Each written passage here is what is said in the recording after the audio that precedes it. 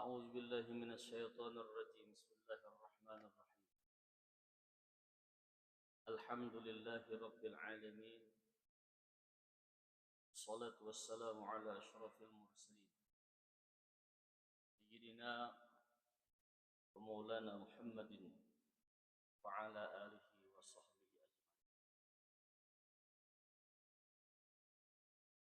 سبحانك لا علم لنا إلا ما علمتنا إنك أنت العليم الحكيم لا حول ولا قوة إلا بالله العلي العظيم اشرح لي صدري ويسر لي أمري واحلل عقدة من لساني يفقهوا قولي أما بعد فقال المصنف رحمه الله تعالى ونفعنا به وبعلومه في الدارين آمين. Qala aidan. Pertama-tama kepada seluruh jamaah Majelis Ta'lim Masjid Raya Darussalam. Pertama mari kita bersyukur kehadirat Allah atas segala nikmat yang diberikan oleh Allah kepada kita semua. Hingga pada malam yang berbahagia ini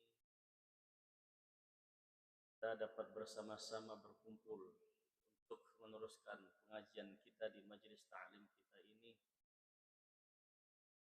Mudah-mudahan menambah keilmuan dan keimanan kita kepada Allah Subhanahu wa taala. Amin ya rabbal alamin. Salawat dan salam kita curahkan ke hariban junjungan kita Nabi besar Muhammad sallallahu alaihi wasallam serta para keluarga, para zuriyah, para sahabat, tabi'in, tabi'una ila yaumil qiyamah. Untuk jamaah yang dimuliakan Allah Subhanahu wa taala, alhamdulillah pada malam hari ini kita berada pada malam yang mulia, itu malam tanggal 27 Rajab. Ada juga sebahagian yang tadi malam menyatakan malam tanggal 27 Rajab, dan ada juga yang malam ini. Namun tidaklah berbeda fadilah dan kelebihan malam bulan Rajab selama kita beriman kepada Allah dan memasukinya penuh dengan ibadah kepada Allah Subhanahu wa taala. Biasa sajalah perbedaan pendapat, karena pada waktu menjatuhkan jatuhnya awal 1 Rajab kemarin itu di kalender biasa berbeda dengan jatuhnya 1 Rajab dengan keputusan Nahdlatul Ulama NU maksudnya. Namun tidaklah perbedaan itu menjadikan kita berseberangan atau pula berbeda pendapat yang tajam. Jadikanlah al-ikhtilafur rahmah, ikhtilaf itu bahagian daripada rahmat, atau menjadikan pelajaran yang lebih banyak daripada yang kita miliki. Jadi kalau ada yang punya ikhtilaf malam hari ini, malam tanggal 27 Rajab, laksanakanlah ibadah di dalamnya, hidupkanlah di dalamnya, niscaya dia akan mendapatkan kelebihan malam tanggal 27 Rajab sebagaimana yang dijelaskan dalam hadis dan oleh para salafus saleh terdahulu lainnya. Ini permulaan yang paling baik kalau kita ingin mengambil keberkahan malam tanggal 27 Rajab. Lebih malam hari ini kita berada pada sebuah majelis ta'lim yang di dalamnya kita membahas tentang keimanan kita kepada Allah Subhanahu wa taala. Nah, 27 Rajab itu adalah tantangan iman kita kepada Allah. Pembuktian iman kita kepada Allah. Apakah benar sudah beriman kita kepada Allah atau belum? Karena diperjalankan hambanya dari Masjidil Haram ke Masjidil Aqsa, dari Masjidil Haram ke Masjidil Aqsa itu luar biasa, tidak semudah-mudah yang kita bayangkan secara akliyah. Hanya dengan iman sajalah kita dapat menerima sebuah kejadian atau peristiwa itu. Sehingga diawalilah ayat tersebut dengan subhana. Kalau sudah berkenaan dengan kalimat subhana, maha suci Allah, maka di situ muncul yang disebut dengan qadimnya Allah Ta'ala. Satu perkara yang maha di atas segala maha. Namanya saja subhana, maha suci. Sesuatu perkara yang tidak bisa terkontaminasi, atau sesuatu perkara atau sesuatu wujud yang tidak bisa dicampur-campuri, karena di situ muncul qadimnya Allah, yaitu wujud yang tidak ada tandingannya dan tidak ada duanya. Yang apabila disebut sudah namanya subhana, maha suci, maka muncullah di situ disebut dengan ketuhanan. Kalau sudah bicara ketuhanan, maka masuklah bahasanya di sini dengan sifat yang ketujuh. Qudrat artinya Allah kuasa, dan dia tidak pernah berpisah dengan iradat, yaitu Allah menghendaki. Jadi di dalam subhana kemahasucian Allah tersebut itu ada kudrat dan iradat, kehendak dan kuasa Allah, sehingga menjalankan hambanya, yaitu Nabi Muhammad SAW, dari Masjidil Haram ke Masjidil Aqsa, yang di sekelilingnya kami berikan keberkahan, dan kami ingin menunjukkan sebahagian tanda-tanda kebesaran kami. Sesungguhnya Allah maha mendengar lagi maha melihat.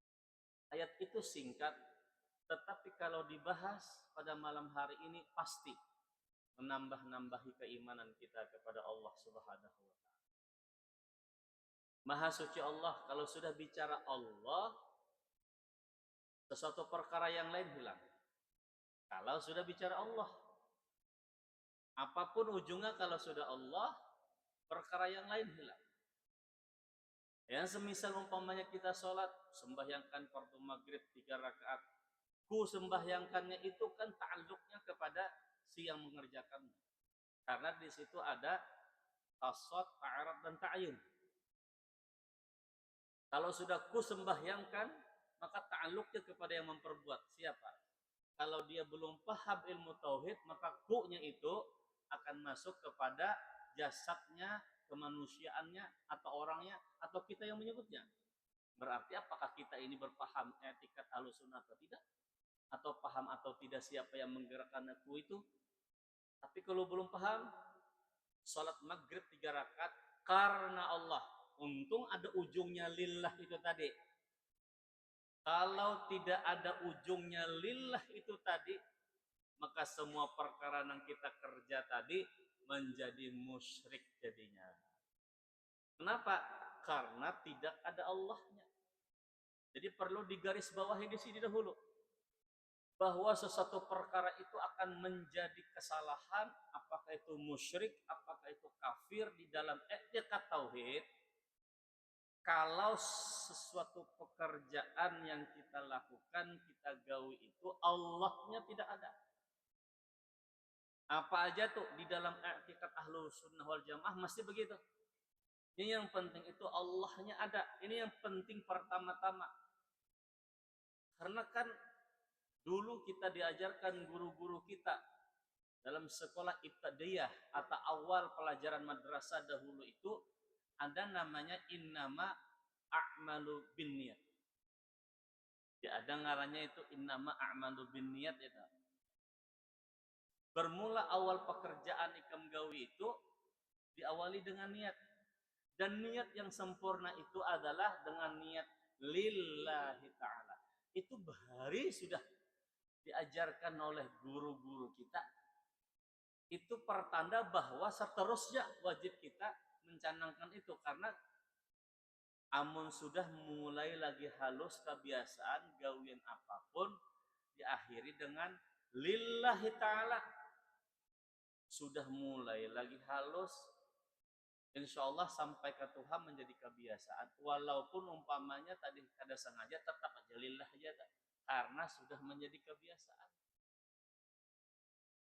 Masuk pada pemahaman kita sudah dewasa atau berumur seperti ini. Nah, lalu kita ini tadi disuruh menyempurnakan yang dimaksudkan dengan lillah tujuannya kepada Allah, karena Allah, untuk Allah, itu wajib disempurnakan dengan apa? Dengan murakab susunan keilmuannya Allah itu tadi. Sifat Allah Ta'ala yang ketujuh kudrat. Kita baca dahulu. Maknanya kuasa Allah Ta'ala. Mustahil ia ajizun. Mustahil Allah itu lemah. Ta'rifnya hiya sifatun wujudiyatun qa'imatun bidzatihi ta'ala yata'atta biha ijadu kulli mumkinin wa i'damuhu ala wifqil iradah, yaitu sifat yang maujud yang berdiri dengan zatnya,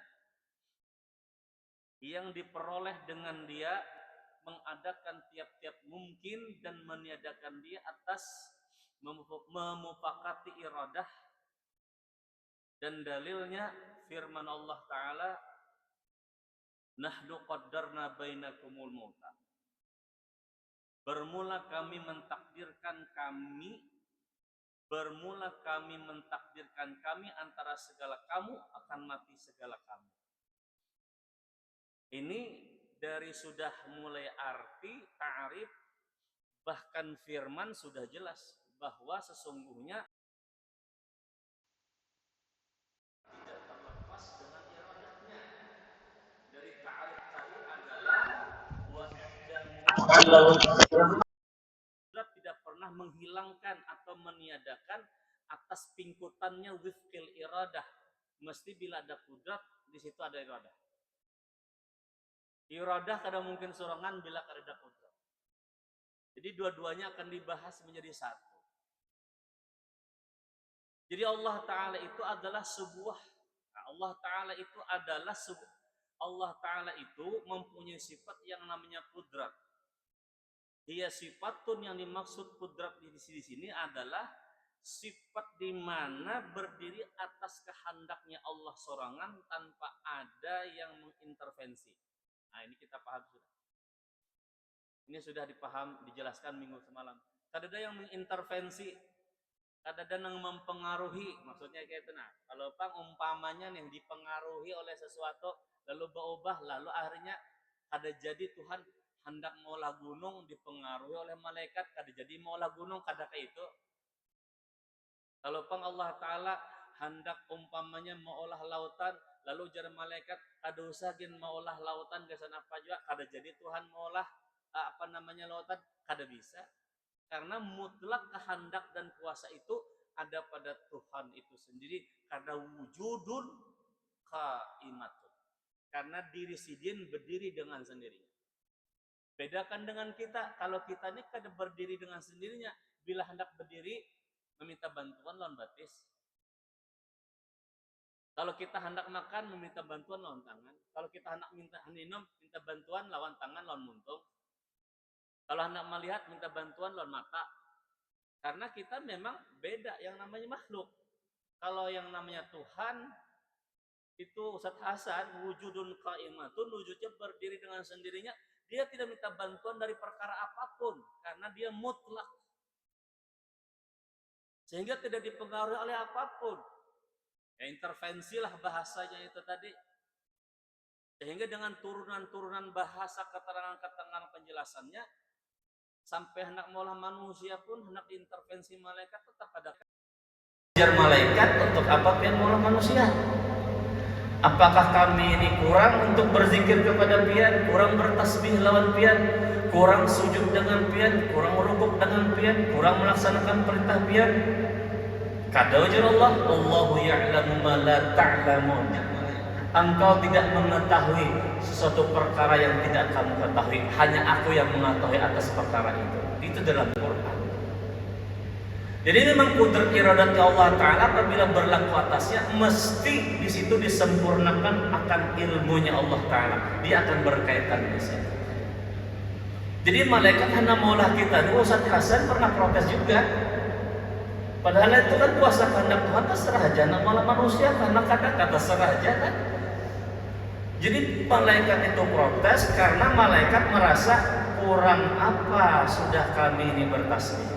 Ini sejarah, ini fakta Quran, dan dibahas di dalam Quran dengan gamblang agar kita bisa berpikir bahwa Tuhan tidak bisa diintervensi karena wujudun qaimatun itu mutlak, hak prerogatifnya itulah maksudnya tadi.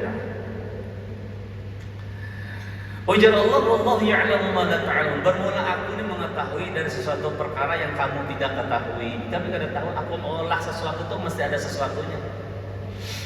Kita kan maklum aja yang namanya makhluk, yang namanya ilmu terbatas sehingga kita kadang memahami kehendak Tuhan ini kemana arah hidup kita. Kehendak Tuhan ke sana, kehendak kita ke sini. Kita kadang paham kemana arah kehendak Tuhan nih, kita hidup kita ini kadang tahu. Karena sesuatu perkara yang dikehendaki Allah itu pasti yang paling sempurna bagi makhluk. Hanya saja karena makhluk itu tidak memahami kehendak Allah, lalu dia membuat rencana, kehendak dengan sendirinya. Dulu guru-guruku tuh berkata, kan pernah punya rencana tidak? Oh pernah. Rencana A, B, C, D. Silakan saja ada rencana. Tetapi di ujung rencana itu sebut insya Allah. Itu bahasa dalam Ahlus Sunnah wal Jamaahnya itu mun Tuhan menghendaki gitu kan. Bila kada diiktikad insya Allah, maka sesungguhnya kamu telah merebut haknya Allah Ta'ala. Rencana esok ke sini, esoknya ke sini, esoknya ke sini, esoknya ke sini, esoknya ke sini. Kehendaknya rencana kayak itu tuh. Memang hidupnya masih kamu kena esok. Kan kayak itu tuh, hidupnya masih hidup ada. Kalau Allah berkehendak ikan mati kan esok kayak apa kan? Nah kan kayak itu. Maka tadi ada ayatnya, nahnu qaddarna bainakumul mauta, bermula kami yang mentakdirkan. Arti mentakdirkan itu mengatur. Bermula kami yang memutuskan, bermula kami yang mengatur, bermula kami yang menunjukkan. Macam-macam tuh ikhtilaf dari penafsiran nahnu qaddarna bainakum. Qaddarna itu tadi sesuatu perkara yang macam-macam pendapatnya. Bermula kami yang mentakdirkan. Arti mentakdirkan itu bermula kami yang menentukan, kami yang memastikan, kami yang mengaturnya, kami yang menunjukkan, kami yang menggiringnya. Qaddarna seperti itu. Jadi macam-macam. Nah itu sama dengan ada seringnya banyak perdebatan. Ini perlu dibahas ini. Mungkin ini sudah lawas, tapi perlu diingat lagi. Ada ayat yang ulun sampaikan dan ayat itu berhubungan dengan i'tikad bahwa Tuhan itu wajib ada. Ayatnya wa'bud rabbaka hatta ya'tiyakal yaqin. Karena kita ini kan menyembah Tuhan yang wajib ada. Artinya yang kita sembah pasti ada. Nah, artinya yang kita sembah adalah Allah wujud, zat wajibul wujud. Kalau kita belum ma'rifat atau belum kenal dengan wujud Allah, belajarlah terus. Sehingga perintahnya wa'bud rabbaka hatta ya'tiyakal yaqin, sembahlah terus Tuhanmu sampai kamu yakin. Artinya yakin. Kalau di dalam tafsir Al-Jalalain atau dalam tafsir Sawi, hatta ya'tiyakal yaqin itu sampai mati artinya. Ada tuh, hatta ya'tiyakal yaqin, sampai kamu mati yakin. Begitulah. Tetapi kalau kita bahas dari tafsir bahasa yang lain, hatta ya'tiyakal yaqin, sembahlah Tuhanmu sampai kamu mengenalnya. Kenapa mengenalnya? Tadi ada penafsiran sembahlah Tuhanmu sampai kamu mati. Sampai mati pokoknya tampilan.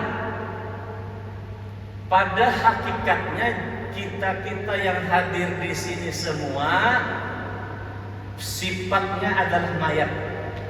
Tidak ada yang hidup.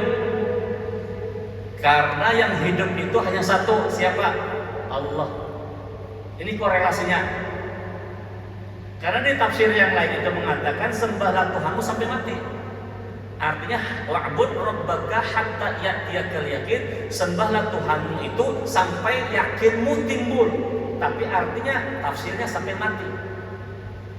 Kita yang di sini pada hakikatnya yang congkongan dudukkan kayaknya congkongan duduk, ini pada hakikatnya kita ini mayat, mati semuanya. Asal kita paham bahwa kita ini mayat, bahwa sesungguhnya kita mati, pasti akan muncul yang namanya siapa sebenarnya hidup. Maka kita akan mengetahui ternyata yang kita sembah sekarang ini adalah yang maha hidup. Itu tuh maksudnya, selama kita belum mematikan diri kita, maka selama itu pula kamu tidak akan pernah ketahui siapa yang hidup. Maka ada yang disebut dengan kalimat populer, antal mautu qablal maut. Matikan diri kamu sebelum mati. Matikan diri kamu sebelum mati. Kenapa matikan diri kamu sebelum mati? Kalau kamu belum mati, maka kamu tidak akan pernah tahu siapa yang sebenarnya. Kalau kamu tidak tahu sebenarnya siapa yang hidup, maka kamu tidak akan pernah kenal siapa Allah itu sebenarnya. Jadi artinya kalau seseorang belum tenggelam, belum fana, belum hanyut, belum karam, bahasa kampung bahari itu, belum karam dalam ilmu sesungguhnya aku ini adalah mayit yang hidup Allah, maka dia tidak akan mampu melihat kebenaran sesungguhnya yang maujud, yang ada hanya Allah. Maka mulalah nanti kita mengajar atau belajar mempelajari satu prinsip populer, antal mautu qablal maut. Namun di kitab ini tidak dibahas. Jadi maksudnya wa'bud rabbaka hatta ya'tiyakal yaqin, sembahlah Tuhanmu itu sampai kamu mati, karena selama kamu itu tadi hidup, kamu tidak akan pernah kenal dengan Tuhan. Maka sampai mati. Nah, bila kamu mempunyai keyakinan bahwa kamu sesungguhnya mati, yakin bahwa kamu itu mati, maka akan muncullah sifat keyakinan yang hidup itu hanya Allah Azza wa Jalla, zat wajibal wujud. Di situ hakikat kedudukan, sembahlah Tuhanmu sampai kamu mengenalnya. Sembah terus saja. Sampai dalam bahasan mantik yang lain, carilah terus Tuhanmu sampai kamu mendapatkannya. Kita mencari Tuhan dengan sembah sujud, mencari Tuhan dengan zikir, mencari Tuhan dengan tafakkur, mencari Tuhan dengan musyahadah, mencari Tuhan dengan khalwat, mencari Tuhan dengan uzlah. Berbagai macam cara kita mencari Tuhan. Seorang salik namanya itu, seorang salik tidak akan pernah lelah dan letih mencari Tuhannya selama belum bertemu. Bila belum bertemu, maka sesungguhnya kehausan akan pertemuan dengan Allah Ta'ala tersebut semakin menjadi-jadi. Karena bagi salik, bagi orang pencari Tuhan atau mencari keimanan dengan sebenarnya, semakin kita gali sifat-sifat ketuhanan ini, semakin dalam dan luaslah penjelasan tentang ketuhanan itu, maka semakin jelas akan kita temukan asar-asar Tuhan itu tadi. Nah, ini sama dengan penjelasan wa'bud rabbaka hatta ya'tiyakal yaqin. Sama dengan nahnu qaddarna bainakumul mautain tadi. Kalau membahas terus lagi nang yang wa'bud rabbaka hatta ya'tiyakal yaqin itu di pasal yang lain lagi. Karena di situ nanti akan membicarakan antal mautu qablal maut. Matikan diri kamu sebelum kamu mati. Itu tidak dalam bahasan Aqaidul Iman di sini, kitab di sini gitu, dalam kitab yang lain. Sekarang bahasanya nahnu qaddarna bainakumul mauta. Ada kerasan 10 menit lagi lah, habis lah tanya waktu lah. Ini tegang banget kan, punya ketawaan masih dia tegang. Masya Allah. Paham juga kau Ustaz Fikri inilah. Paham lah, insya Allah paham. Ustaz Fikri ini kan jadi wali kan nanya. Amin. Iya, ini tawadhunya luar biasa Ustaz Fikri ini. Ini kan akan jadi imam orang ini.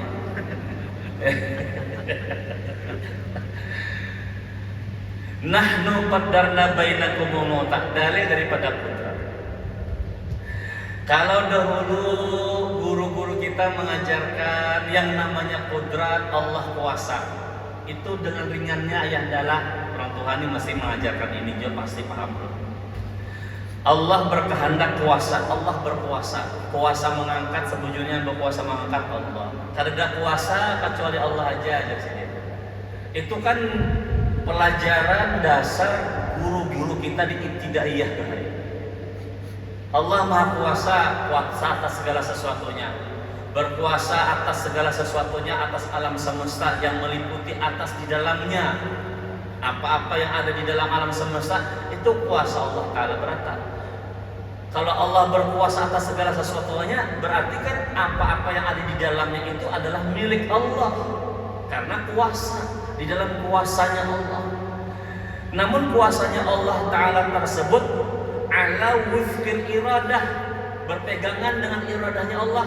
Maka selalu orang mengatakan kuasa kehendak Tuhan juga pengalam semesta ini ada. Sehingga ringannya tadi Maha Kuasa dan berkehendak Tuhan lah. Kenapa sampai ini langit tuh nah kadar dan tihangnya itu dasar kekuasaan Allah Ta'ala berjuang. Jadi kalau umpamanya min ayatina kita lihat daripada kuasa kehendak Allah Ta'ala, sebenarnya min ayatina sebahagian tanda-tanda kebesaran Allah yang ditampakkan kepada kita itu tadi untuk menunjukkan bahwa kita menetapkan kudrat iradat Allah Ta'ala itu berlaku. Semisal ya Isra Mi'rajnya Rasulullah. Lihat nih kalau umpamanya pesawat itu nah kok bisa terbang dengan bobot sekian ratus ton, kok bisa terbang, kayak apalah caranya? Ya karena ada yang mengolahnya. Nah mengolahnya siapa? Ahli ilmu umpamanya kan. Ya siapa yang menguasakan ahli ilmu sehingga bisa mengolah pesawat? Pasti bukannya Allah Ta'ala tuh Pak.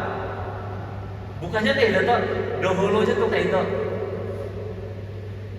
Lihat lagi pohon kasturi, dari mulai biji tanam, kemudian berpelacuk, kemudian berbatang, terus beranting, berdaun, terus bercabang dan seterusnya, berkembang, terus akhirnya berbiji, kemudian berbuah, buahnya manis banget. Siapa yang menghendaki itu? Kalau dipikir-pikir, siapalah darinya situ tuh? Oh itu kehendak kuasa Allah. Itu penjelasan di ibtidaiyah guru-guru kita bahari menjelaskan kuasa kehendaknya Allah Ta'ala. Dan itu pun sudah memadai kita untuk mengiktikad Tuhan kuasa dan kehendak. Sampai kita duduk di sini dari rumah, sampai kita duduk mendengarkan atas kuasa dan kehendaknya Allah Ta'ala. Cuman kalau diperdalam lagi bahwa sesungguhnya nangaran kudrat iradat Allah Ta'ala kada sampai di situ aja.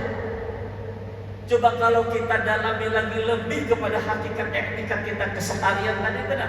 Sebutin lagi kalimatnya di sini. Nahnu qaddarna bainakumul mauta. Bermula kalian berentaan nahnu itu kan menunjukkan sebuah dhamir yang menunjukkan kepada orang banyak 3, 4, 5 semuanyaan nahnu lah. Hum semuanya lah. Qaddarna semuanyaan apa yang ada pada kalian itu kami yang takdirkan. Kami yang menentukan. Kami di sini siapa? Kalau bahasa kami ini kan berarti bisa jadinya orangnya banyak. Ternyata kami di sini masuk maksudnya kepada Tuhan itu sendiri yang mempunyai kudrat, iradat. Karena kudrat iradat kan disebut bisa, maka disebut kami. Kalau ada yang memperdebatkan, maka di situ Tuhan tunggal. Kenapa disebut kami? Kami di sini adalah kudrat iradat, sifat dua dari yang ketuhanan itu tadi. Nah itu maksudnya. Kami yang mentakdirkan kalian. Mentakdirkan itu menetapkan kalian. Kamu jadi nelayan, berarti Tuhan sudah mentakdirkan. Hendak jadi pedagang, tetap pada kawat, tetap jadi nelayan. Kamu jual pisang goreng, pastilah hendak berjual emas, ya tetap pada kawat juga. Bah, tetap nanti itu juga. Kamu jadi pejabat, hamba aslilah jadi buruh, tetap pada kawat. Karena ditakdirkan nanti itu sudah ya kayak itu tuh, paham sudah. Jadi kita masing-masing menjalankan kehendak atau ketentuan yang diberikan oleh Allah Ta'ala kepada kita. Karena prerogatif Allah Ta'ala kan bisa diubah. Ustadz Hasan jadi penceramah atau jadi dai itu maksudnya hendak berubah jadi pedagang bangkrut. Coba aja kamu berdagang, apalagi kamu berdagang sembako, kamu makan seorang. Oh. Karena memang sudah masing-masing ditakdirkan. Si A kayak ini, si B kayak ini, si C kayak itu menunjukkan bahwa ketentuan daripada Allah Ta'ala mutlak. Merasa kalau kita merasa bahwa memang keadaan kita dari awal sampai akhir nang kayak ini, dari bahari kita nak mau ubah, tetap pada kau mau ubah, tetap nang kayak ini, tetap nang kayak ini sampai akhir insya Allah nang kayak ini Pak. Cuman etikat di dalamnya jangan dilepas. Ini sembunyian daripada Allah, karena buliknya lagi kepada Allah. Nah kayak gitu cara mengetikatnya supaya kada lepas keimanan kita ini tadi. Maka kalau sudah kudrat iradatnya berlaku atas segala alam semesta, tinggal sidin menyinarkannya, tinggal sidin membaginya aja, tinggal sidin menghamparkannya aja lagi. Nah sidin menghendaki sesuatu perkara terjadi, ya terjadilah. Mau apa? Kada bisa kada, ya kan? Seperti Nabi Allah Sulaiman diberikan kekuasaan yang lebih, padahal bagi Allah hanya seujung saja, tapi bagi orang luar biasa. Nabi Sulaiman itu luar biasa, mempunyai kekuasaan dan kehendak yang luar biasa. Tapi kekuasaan dan kehendak Nabi Sulaiman cuma sedikit bagi Allah Ta'ala. Kita pun yang kayak itu juga. Jadi semua berlaku atas segala sesuatunya itu atas kehendaknya Allah Ta'ala. Tapi ingat, wajib kembalinya kepada Allah Subhanahu wa Ta'ala.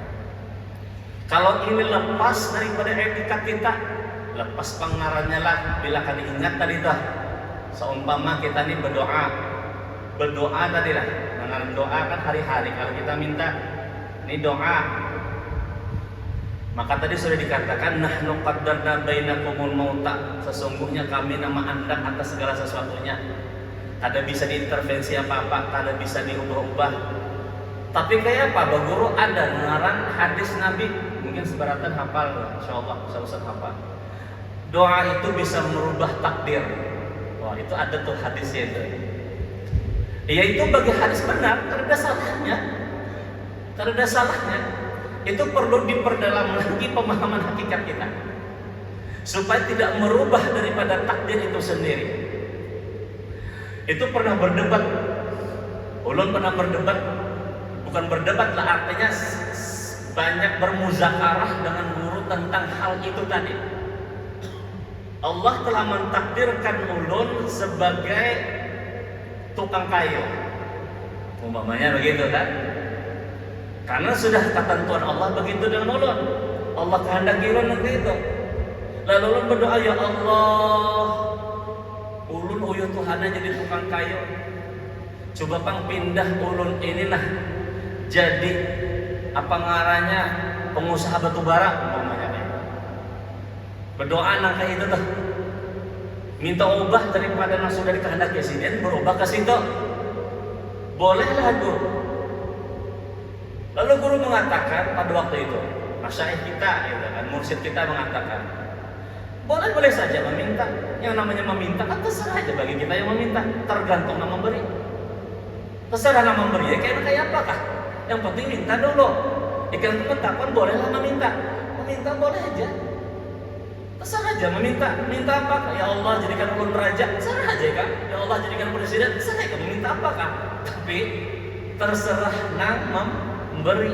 Disitulah disebut dengan wujudun qaimatun bidzatihi. Di situ akan ada muncul prerogatifnya Allah Ta'ala, ya ta'atta biha ijadu kullu mungkin.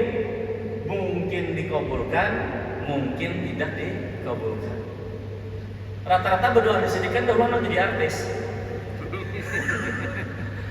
Belum jadi ada artis, jadi artis kan? Ayo. Ayo. Karena jadi artis atau jadi apa kan begitu. Dulu lu obsesi banget jadi artis bahari enggak. Tapi kan jadi artis juga. Jadi Ustaz Hasan lah dulu kan guru semen mulia bahari kan ayahanda Kiai Harudin pasti mungkin bertemu juga dengan dia.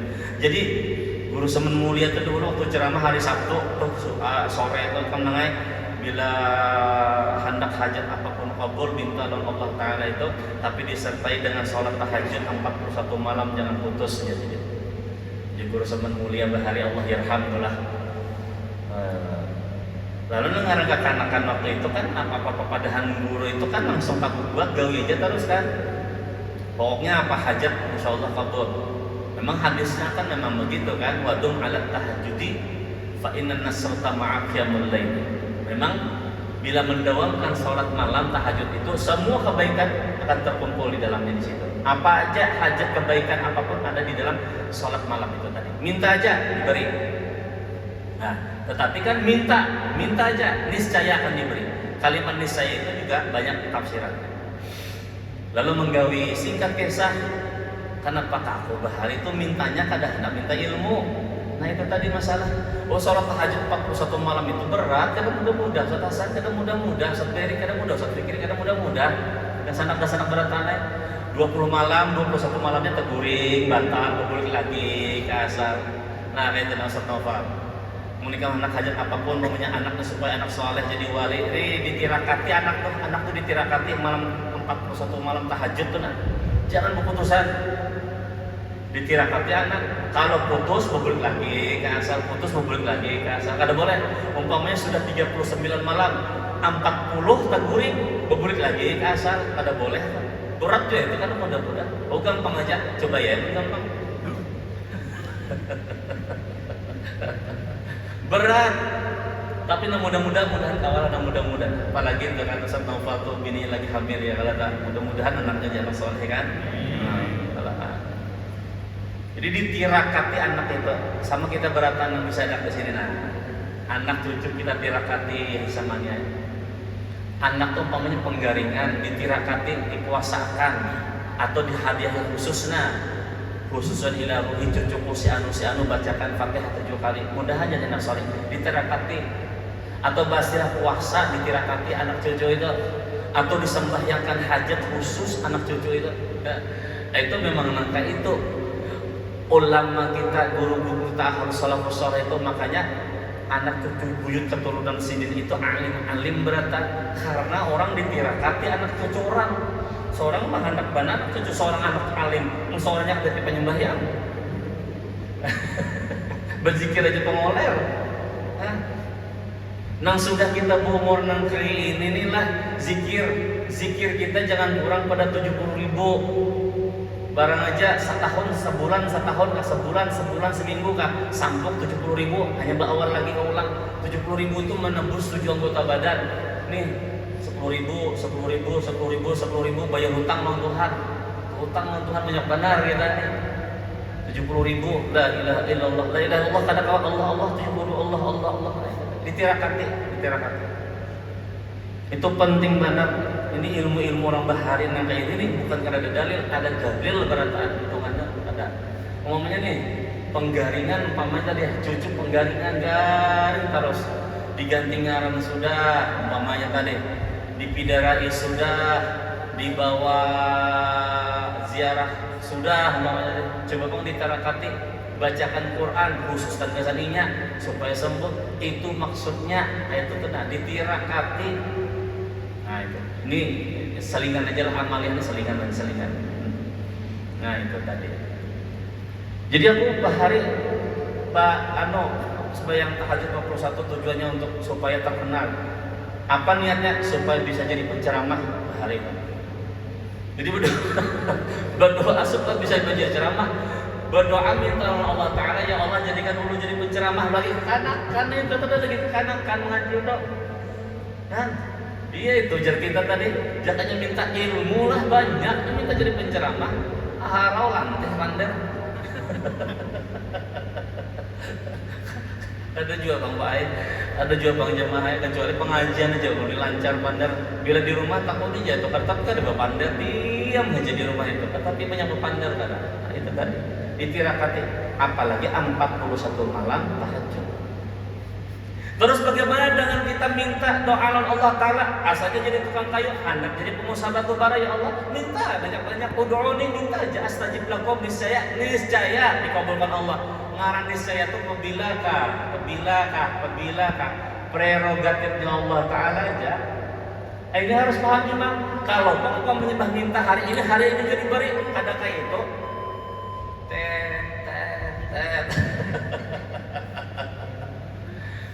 Jadi supaya paham tadi itu, supaya takdirnya Allah Ta'ala dan iradahnya Allah Ta'ala tetap berlaku, minta aja. Tapi bisa jadi hari ini, bisa jadi minggu kena, bisa jadi tahun kena kabulnya. Pokoknya jangan berhenti meminta sampai diberi.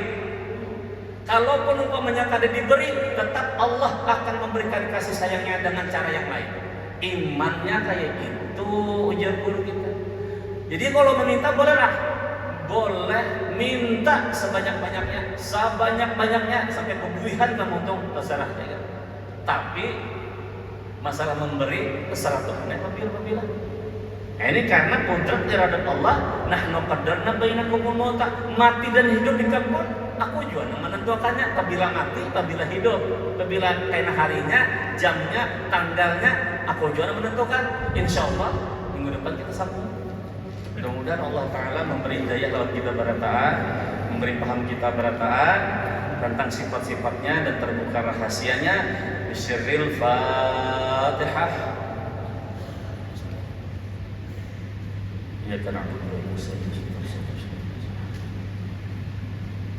Amin ya Allah ya Rabbal Alamin. Bismillahirrahmanirrahim. Alhamdulillah Rabbil Alamin. Allahumma salli wa sallim wa barik ala sayyidina Muhammadin wa ala alihi wa sahbihi ajma'in. Allahumma arzuqna fahman nabiyyin wa hifzal mursalin wa ilhamal malaikatil muqarrabin. Allahumma la taj'al fi majlisina hadha ahadan illa wasaltana bima ittabadat dhunubah wa satartana bi ridal maghfirati 'uyubah. Wa sallallahu ala sayyidina Muhammadin wa ala alihi wa sahbihi wa sallam. Alhamdulillah rabbil alamin. La ilaha